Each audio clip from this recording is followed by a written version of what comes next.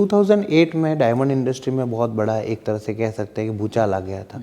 बहुत सारी diamond industry बंद हो रही थी, बहुत सारे लोगों ने अपने बिजनेस बंद कर दिए, बहुत सारे लोगों की नौकरियां चली गई, बेरोजगारी आ गई। लेकिन उस वक्त आपका जो वीनस ज्वेल्स है वो वैसा का वैसा खड़ा रहा। उस टाइम पे आपकी प्रोसेसिंग यूनिट चलती रही, लोगों को आपने ये भरोसा दिलाया कि एक अच्छा दिन, अच्छी शुरुआत फिर से होगी। तो उस वक्त आपने कैसे बैलेंस रखा जब सारी इंडस्ट्री एक तरह से सेटबैक में चली गई? मैं आपको बताऊं, मुझे बराबर उस दिन याद है, 17 नवंबर 2008 के दिन, दिवाली के बाद, वेकेशन के बाद, नॉर्मली जब हमने फैक्ट्री चालू करते थे ऐसे हमने फैक्ट्री शुरू किया। उसी दिन यहाँ सूरत में सारे गुजरात के सब डायमंड इंडस्ट्री वालों की एक बहुत बड़ी पैमाने पर मीटिंग थी। तो उसी दिन शाम को, जिस दिन सुबह हमने शुरू किया, उसी दिन शाम को सब मिलकर उन्होंने तय किया कि इनडेफिनेट फैक्ट्री वो चालू नहीं करेंगे। और उस सूरत की तो आप जानते हैं कि diamond industry one of the main industry. तो दूसरे दिन छापा में भी, सब छापा में भी वही स्टोरी थी। तो हमारे सब कामदार भी हमारे पास आए। उनमें से कामदार जो थे उनके प्रतिनिधि के रूप में कुछ 10-15 लोग मेरे पास आए। बोला कि ये सिचुएशन है, कहीं कोई फैक्ट्री चालू नहीं हुई, सिर्फ हमारी फैक्ट्री चालू हुई है, तो हमारी कंपनी को तकलीफ नहीं होगी। मैंने बोला आप चिंता मत कीजिए, हमें कोई प्रॉब्लम नहीं है।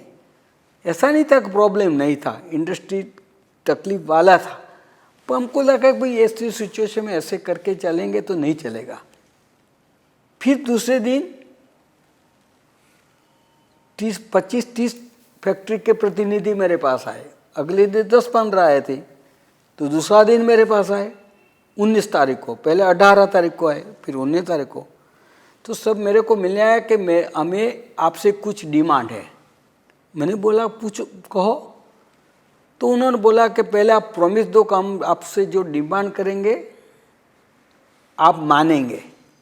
मैंने बोला भाई मैं समझ गया कि कुछ इमोशनल डिमांड है, कुछ लगाव की डिमांड है। फिर भी मैंने उनको कहा भी मैं बिना समझे कभी प्रॉमिस नहीं देता, आप आपकी डिमांड रखिए।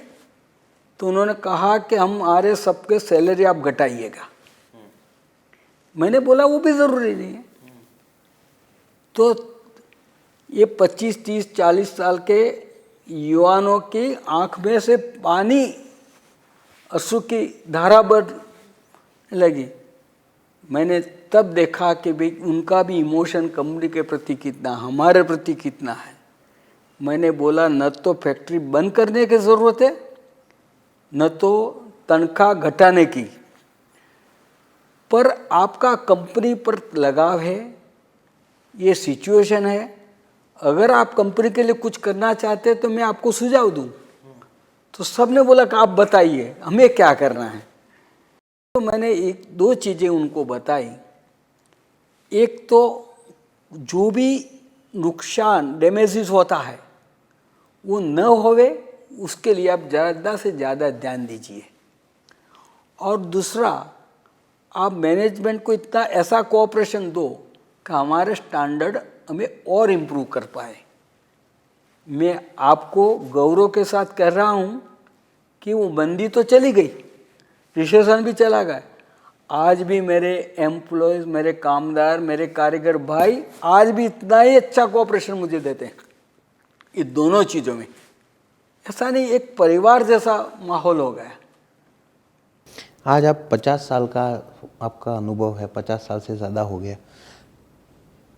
जो यंग एंटरप्रेन्योर आ रहे हैं, जो उद्योग साहसिक आ रहे हैं, जो चाहते हैं कि हमारा खुद का एक बिजनेस हो, हमें आगे बढ़ना है, उनको आप क्या संदेशा देंगे कि क्या, किन चीज़ों के ऊपर उन्हें चलना चाहिए जिससे उन्हें सफलता मिल सकती है? एक शॉर्टकट में न चले। पहले तो मैं आपको बताऊं कि आज का जो यंग वर्ग है वो बहुत अच्छा है, उनका सोच भी अच्छा है। तो अच्छी पढ़ाई करके आए और कोई भी काम में पूरा नॉलेज लेके आगे बढ़े। और दूसरा, शॉर्टकट नहीं ढूंढे और डोंट कॉम्प्रोमाइज ऑन जो मानते हैं प्रिंसिपल। पहले तो आप जो क्या मानते हैं उसके लिए भी सोच समझ के तय कीजिएगा, और एक दफ़े आपको विश्वास है तो कॉम्प्रोमाइज मत कीजिएगा, आखिरकार आप आगे ही बढ़ेंगे। एक और सर आपसे जानना चाहेंगे कि सक्सेस और फेलियर ये दोनों एक ही पटरी के ऐसे हैं कि कभी सक्सेस मिलती है, कभी आपको फेलियर मिलती है, दोनों के बीच में एक माइन्यूटला एक गैप है।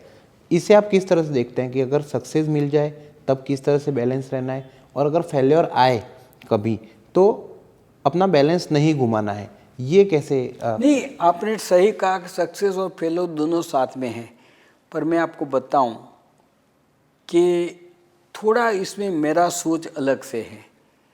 ये कोई बिजनेस में कैलकुलेटेड रिस्क वो अलग बात है, और रिस्क जैसे कि स्पेकुलेशन, मैं हमेशा उसको रिस्क मानता हूँ।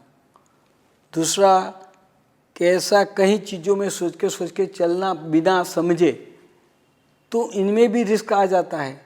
तो पहले तो मैंने मेरे बिजनेस में काफ़ी प्रिंसिपल कर दिए। मैं नहीं कहता कि रिस्क नहीं है, पर शायद मेरा बिजनेस का करने का सिस्टम प्रोबेबली सेफेस्ट सिस्टम है।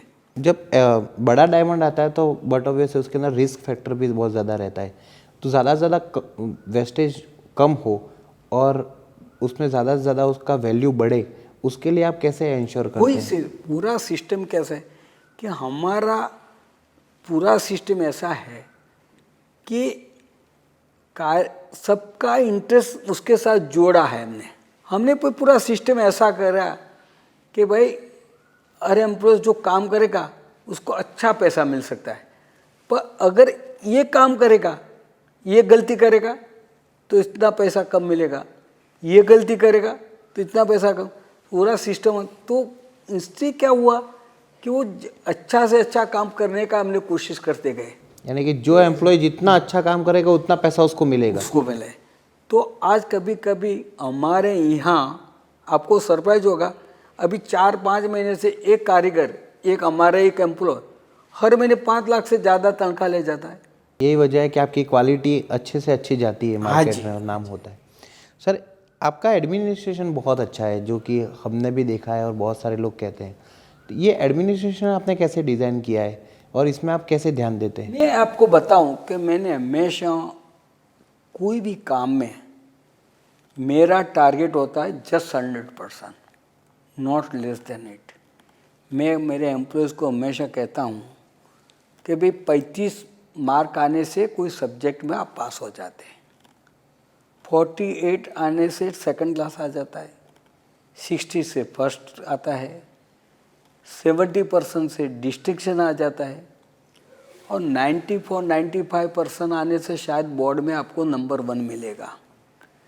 पर मेरे यहाँ अगर आपको 99 भी आया तो मैं हमेशा उसके लिए आपको पीठ थपड़ूंगा, आपको हमेशा बधाई दूंगा, पर फिर मैं पूछूंगा कि भाई ये 99 तो आए, तो वो एक कहाँ गया।